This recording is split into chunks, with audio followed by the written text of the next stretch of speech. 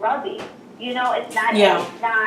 It's not even putting his fingers inside you. It's just literally rubbing on your clit. Or just when you're kissing, having your bodies up against each other. Okay. You know, just rubbing your bodies up against each other, feeling each other's warmth, smelling each other. Like, you know, those are all part of outer course to me. It's not just about, you know, the genitals. And then, I don't know. No, that head being referred to as outer course, I was probably the first time I ever heard that. But I guess for the man, it's a form of outer course. Okay. Which I teach fellatio classes. Oh, great! So, you do? What? You can give your information at the end of the show. At the end of the show. So we were going to ask. I'm actually going to be bringing it. I'll be bringing it to DC. Yay! Oh. Good. So we already know what Daryl Fletcher does. He takes pictures. No, for sure. He takes pictures of his. But I mean. It's so in those cases, it's important not only to know the function and the parts of your own genitals, but of your partner's genitals, so that you know. Like as women, it's good to know on how to give a proper blowjob on somebody, and that person's going to tell you what actually stimulates them also. Because the way you gave a blowjob to somebody else, knew she was going to say that. Duplicate with somebody else. You need to know what works for them, you know? So I'm a big fan of outer course study. It's part of foreplay. And that is something that I feel like most people lack in their sexual relationship. So I think outer play is good, and it's a way to kind of build up the momentum for sex. So two things, and we need to move on to Millie's Moments immediately. Daryl Fletcher, there's some people on our Facebook. We won't say their names because we think your wife will kill us. They want to know if you have a brother or anything. And two, Jennifer, they don't know that you are in Miami, and they want some of the people want your number. So let's go to Millie's Moments real quick. And usually I'm having a moment, but I'm not having a moment this particular time. What I want to talk about is two very, very important things. And I want you guys to talk to me about that. We've got to be brief. We've just talked so much and everything, and we've just been enjoying ourselves. So we've got to be brief because time is almost up. There's a big issue about size being a factor. And I want to read I saved this letter. You know what, Jennifer, you're not going. Jennifer, you're not going. Okay, don't start with me today. Okay, I want to read this letter that came into Connect the City really quick, and I saved it. Okay, it says, "Dear Connect the City, I saw on Connect the City's Facebook page that one of your subtopics for tonight talked about size being a factor. Yes, I do believe that a man's size matters, but in my situation, I feel like the man that I'm involved with it's more about him than me. I feel like he is self-conscious about it and reflecting that onto me. Signed, please supersize my meal now." Oh, wow. Really?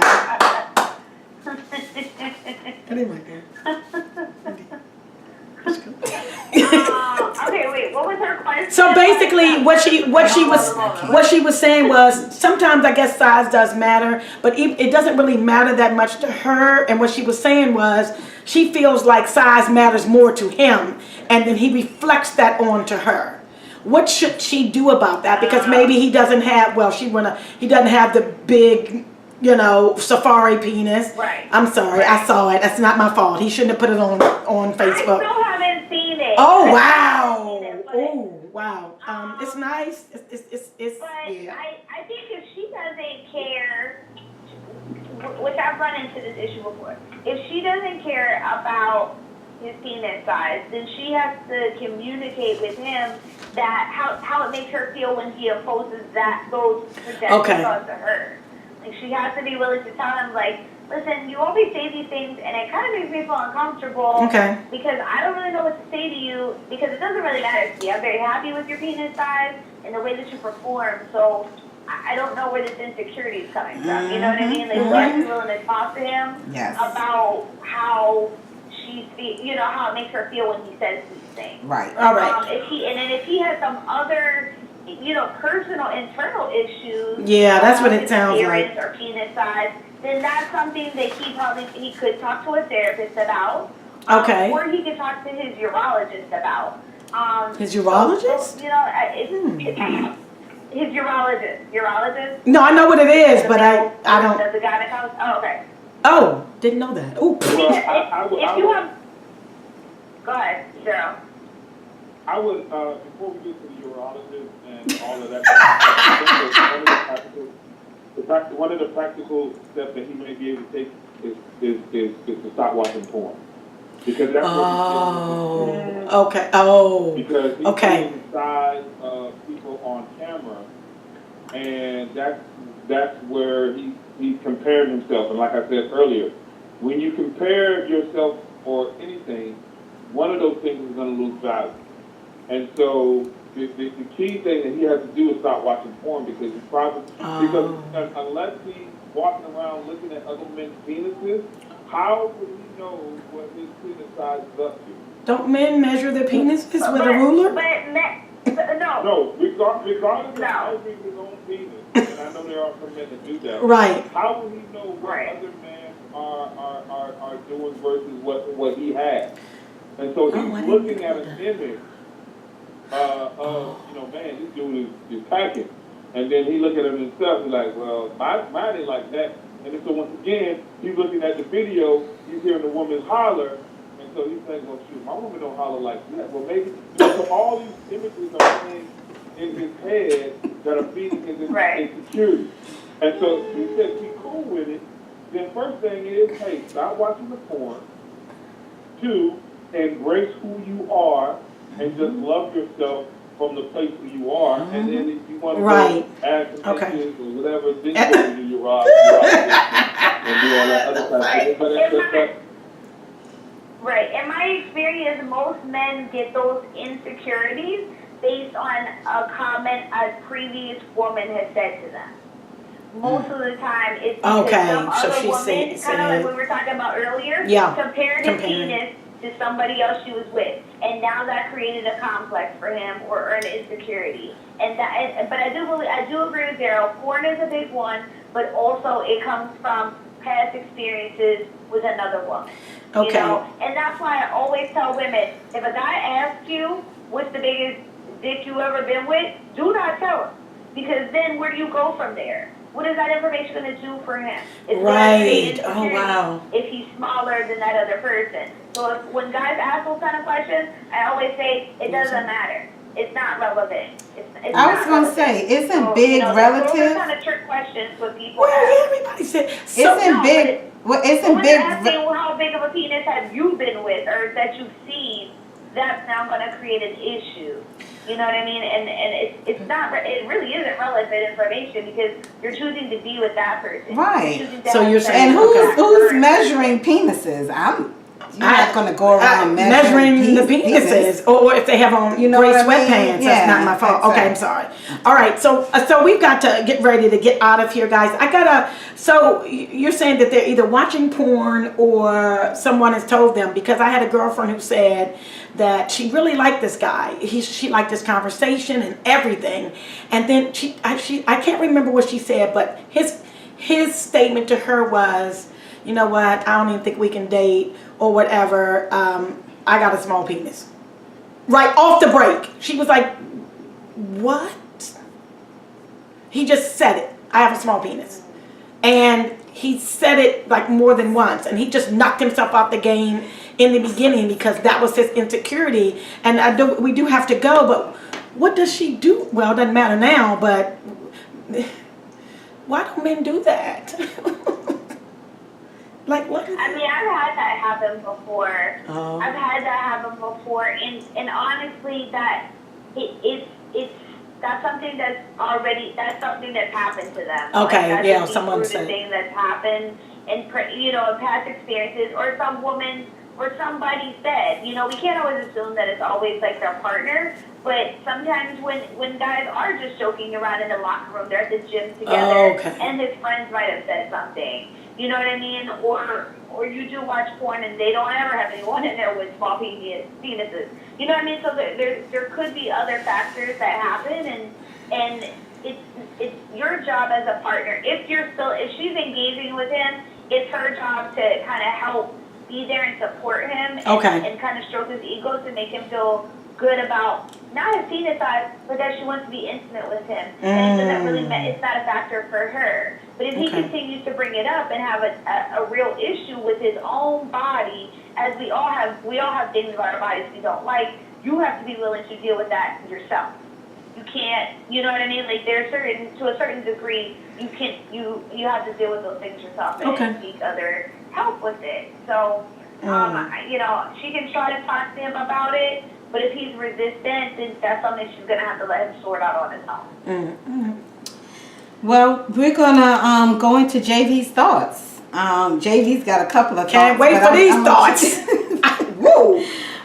My first thought is, I have heard from different individuals that the biggest problem they're having is with their mate not listening to the things that would please them.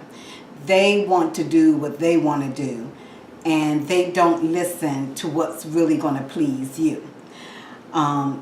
That's one, and I want to hear what both Daryl and Jennifer have to say about that. And my other thing is, what if you're interested in having a celibate relationship, not based on religion per se, but just to the extent that you want to really get to know a person mentally and everything before you give yourself as far as intercourse is concerned. How do you approach that and the person doesn't go running in the other direction? Briefly answer that, guys, because we only have about 3 minutes left. I think you have to be prepared that if you say that and somebody decides to run the other direction, then that's not the person for you. The person who stays and actually wants to have the conversation, then that's somebody who actually respects what you stand for. So I think that if that's what you're looking for and that's what you're wanting to explore is celibacy, then stick with it. Don't let other people change your mind about it. Do you find a lot of people talking about that these days? Because I'm seeing more and more of that. Women are just tired of going through the relationship after relationship and giving their body time after time, and now they're just like, you know what? I'm not doing it. Yeah. I see it. Yeah, I've seen it more in the last year for sure. Which I think is great, but you have to be willing that not everybody's going to want that, and you have to be prepared for those people to just walk about your life, and that's fine because as we were talking about earlier, you have to let people go that's not walking the same path as you. So if that person wants to leave, that means that you don't want them around anyway. You want someone who's willing to at least have the conversation and hear you out and even ask you, like, well, why do you want to be celibate? How long have you been doing it? What do you hope to achieve by it? Those are the kind of things you should be, listening for when you tell people and what their response is. That's my opinion. And what about you, Mr. Fletcher? I would actually honestly have to agree with what she says. If you're not going in the same direction, the challenge becomes when we put an emotional investment in someone that doesn't deserve an emotional investment just yet. Okay. So you're invested in that particular person and you want them to do all these different things and whatever, but at the end of the day, they have shown you nothing to say they're worth your time, your money, and ultimately your body. So, you just have to be prepared to say, all right, this is my position in life. And if you can't get with it, then guess what? You're not the person that's supposed to be in my life. And you have to be secure. Right. And whether it's for religious reasons or whatever it is, you can't put yourself in a position where, you want to, and then you tempt yourself. I've had women who told me that because there was a portion of my life where I was celibate, and I had women who told me that they were celibate as well, but then they would put themselves in positions where it would tempt me or to push the envelope and see how far I would go. So, you know, Okay. that's not something that you want to put that's not something you want to put yourself in a situation for. Well, we want to thank you guys for coming on and speaking with us. We've got to get to these hashtag I can and hashtag I can't topics. We'll just run through them. But before that, real quick, what do you say to somebody who, because I know sometimes men get, well, I'm a woman, so like men get complacent and they just don't do the sexy things that they might have done before. And then you try to tell them about it and they still are complacent. What do you do then if you're in a relationship? Real quick, guys. I mean, Daryl, you go first. It just simply goes back to being able to communicate and communicate with your language. Just because you're talking doesn't mean you're being heard. So it's important that you have to have the opportunity to connect those triggers that connect with him. Paint a picture that will get him to see what you're saying. Not just say, hey, listen to the words I'm saying. No, I want you to understand and feel what I'm actually saying. And so one of the things that my wife does for me all the time, she says, you know, if the shoe was on the other foot, with, you know, fill in the blank. And so that what that does is it really paints a picture of like, oh, okay, I see what you're saying now. Because if it's just a situation of, hey, doing this, doing that, I need more, then that's not really not going to connect with him. You know, figure out how I completely forgot. Didn't mean to do this on purpose. We might not be able to get to our topics. We forgot about, and real quickly and really briefly, 30 seconds from each of you. There are men who cannot masturbate, and there's women who can't have orgasms. What do you guys say to that as to why that may be the case? And what can they do? And what can they do? Because we're thinking that all men can do that. I always recommend people get a physical first. Get a physical. Go to your urologist and gynecologist first, because sometimes sometimes it's physical, not mental. Okay. So I always recommend people go to the doctors first. Second, you can go to a sex therapist or you can get a sex coach that will be able to help walk you through to get to those goals. There's no touching in the coaching, is it? Is there touching and look, maybe we can do hey Daryl, maybe we can do Q-tip therapy.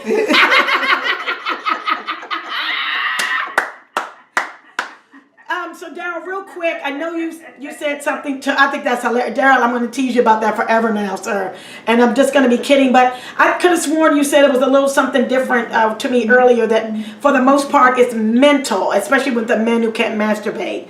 Didn't we discuss that earlier? Yeah, well, in studies, most of the time, the vast majority of people that are having a hard time masturbating and achieving orgasm, there is some form of mental block.